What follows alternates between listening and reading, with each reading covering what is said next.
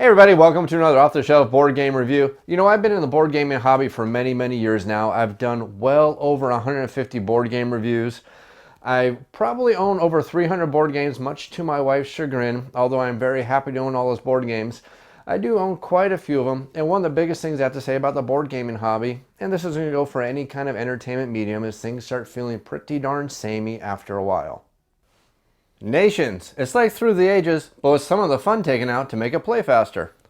Eclipse. It's like Twilight Imperium 3, but with some of the fun taken out to make it play faster. Thunderstone. It's Dominion, but now with a fantasy setting. Forbidden Stars. It's like... Wait, we can't mention it because of the lawyers? Oops. Strike that last one from the statement. Now, I don't want you to think I'm complaining or anything like that, because I definitely enjoy being a board game reviewer. I enjoy the hobby aspect of it. Now, I definitely wouldn't turn this into a job. I think that kind of craziness requires you to be locked inside a tower made of dice for about 10 years or more before you get crazy enough to want to do this full time.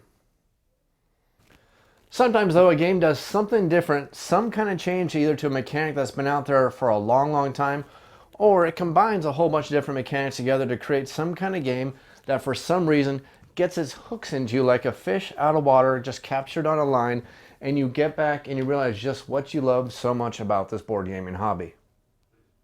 And that's exactly what Battalia is. Battalia is one of those games that's taken a whole bunch of mechanics that we've all seen before, put them all together and meshed them together to create an extremely fantastic game that is definitely greater than the sum of its parts. And not only that, the designers of this game have gone one step further by, instead of just taking a whole bunch of hodgepodge mechanics and throwing them together, they've actually evolved some of these mechanics to improve on them and to make them a lot better. Now, what do I mean about that? Well, this game has deck building into it. We've all seen deck building games where we all have a hand of cards. We're going to be drawing a couple of cards every single turn. We're going to look at what kind of cards we have. We're going to try to buy some more cards and try to do the mechanics of that. But what they've done is they add one more mechanic by adding a deck deconstruction mechanic into this game. So how does a deck deconstruction mechanic work? Well, if you get rid of a card permanently, you can put a card off to the side to use at a later turn. Maybe it's a card that you think you can use at a later turn because it'll help you, or maybe you just want to deconstruct your deck and start getting rid of the junk cards you have in your hand because they're not helping you out, or they're just not as good as the other cards that you have in your hand. But now we have the really cool mechanic of the game. You see, every deck building game has the concept of the junk card thrown in there. Now you throw the junk card in there to kind of slow down each player's deck, force them to kind of decide exactly what cards they want to be buying when they're playing the game. And this game uses the supply cards, where you're going to have to take one of these supply cards every time you hire a unit. So the supply card, to the uninitiated, looks like it might be a lot like the curses in Dominion. Could be like the wounds in games such as Mage Knight, and remember that Mage Knight reference because I'm going to be using it a lot when I'm comparing this game.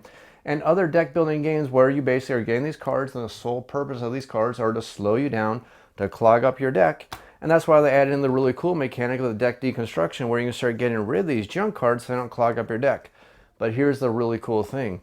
There are no junk cards in this game. See, you need these supply cards throughout the entire game because these supply cards may be used for doing things such as bringing your units, your warriors, onto the board in the very first place. These supply cards may be used for the tents. These supply cards may be used to move your warriors, your units across the board to start attacking the other players. And these supply cards are going to be used to start building the board in the first place, so you start traveling all the way across the board.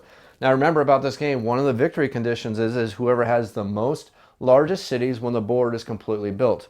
So the game is going to rely on these supply cards for the entire game. So they're not quite a junk card, but you need to be very smart about these cards. And luckily, you want to start upgrading these cards and start upgrading things such as your tools, which are going to be much more powerful. And your tools are going to allow you to start doing other things like start replacing the Fremen, because the Fremen are your weaker units, and your Fremen are, while they're decent attackers, you can only have so many cards in your hand at one time. You need to have a lot of cards in your hand, like your powerful lords, so you can start attacking the other cities, so you win the game. So you want to start getting rid of your Fremen and start getting the tools, but tools don't help you attack, so you're going to need more Fremen on the board to start building more of the board, to start building more of the cities, but you still need supplies to move your warriors around the board.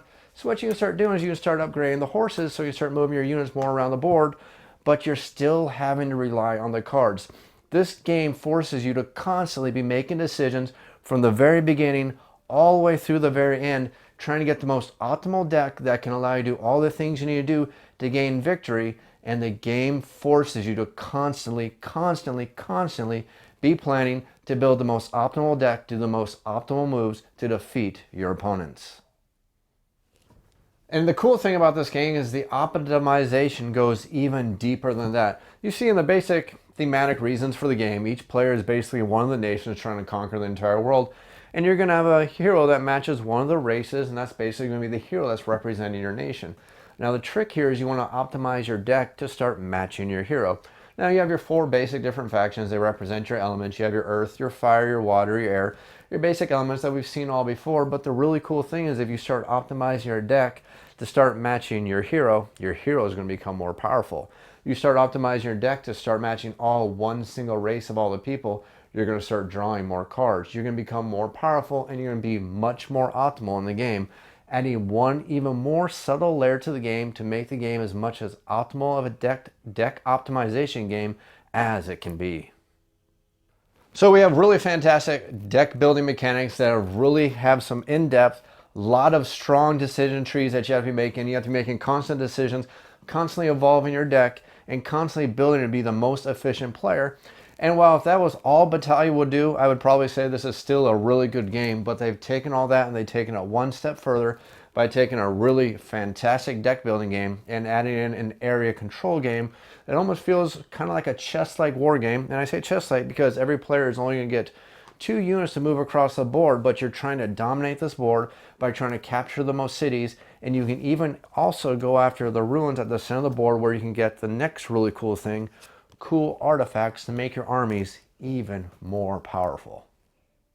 Battalia has done a fantastic job creating a whole bunch of mechanics, throwing them together and making a complex game that is very enjoyable, that is going to reward good play, good strategy, and good tactics.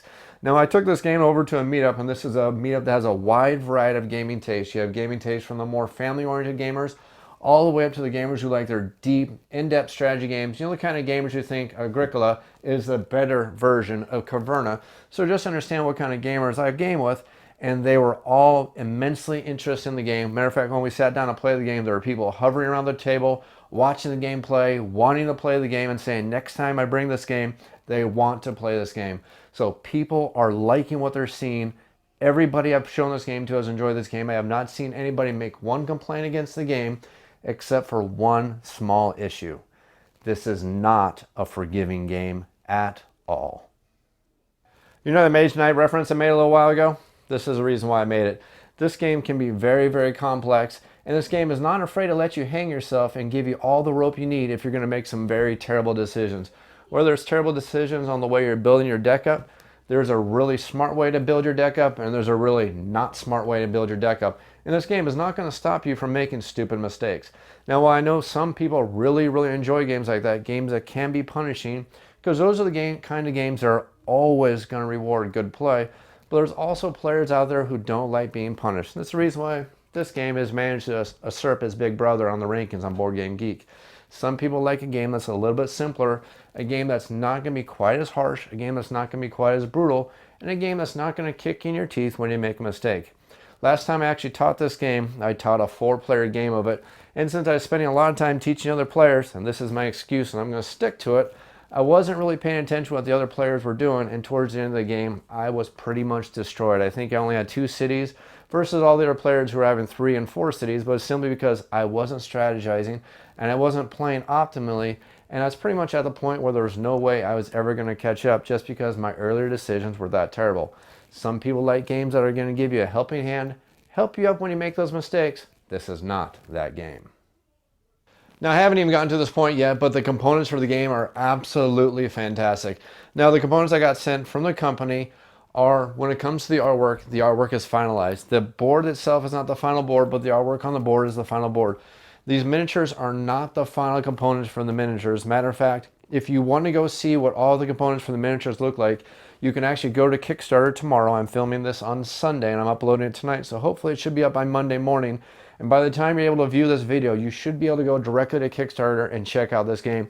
And even though these aren't the final components on the miniatures, they're already starting to look pretty darn good. And as a matter of fact, LudoFact is the company that is putting this game together. They're the ones producing this game. And if you're at all familiar with LudoFact, you know they only make really high quality games. So I have no problems thinking that this is going to be a fantastic component quality game. They have awesome artwork for all the pieces. Matter of fact, they have different artwork for all 4 different factions in the game when it comes to the heroes, the units, the different kind of artifacts, different weapons, the different land, everything. The game looks absolutely fantastic on the board. It's one of those games that people will walk by. It'll grab their eye. It'll grab their attention just because they're watching these cool little miniatures moving across the board. They're watching land being built as you're playing the game. And they're seeing the players having fantastic looking artwork in their hand. This game is full of eye candy. If you like deep strategy games, games like Mage Knight, games that reward good strategy, good tactics, and good play, you're going to love Battalia. If you like games that are a little bit more on the simpler side, games that aren't going to be so brutal, games such as Dominion, you may want to give a second look before you look at this game. That is really the only negative I can put towards this game, is that this game is one of the more complex, one of the more deeper games out there on the market. The company that's making Battalia has been working on this game for 2.5 years, and it shows. The game is well designed, very well balanced. It's just a very deep strategy game. There's some fantastic artwork on the game. Matter of fact, I haven't seen the final components, but I've gotten an email from the company showing some of the small changes they're going to make to the cards, such as the changes that the symbols are going to be much more easier to read. They're going to change some of the symbols so they're easier and they make more sense. Some of the symbols on the Oracle wheel are going to change, but those are minor changes just to improve this game. This game is done, it's designed, it's fully playable, and it's fantastic in its current form. Awesome artwork, awesome gameplay, really deep strategy. Definitely a game that if you like that style of game, you need to check out Battalia. If you have any comments or questions, make sure you leave those in the YouTube comments down below. You can always email me at offtheshelfboardgamereviews. That's otsbgr@gmail.com. Click that subscribe button, leave those comments, and as always, thanks for watching.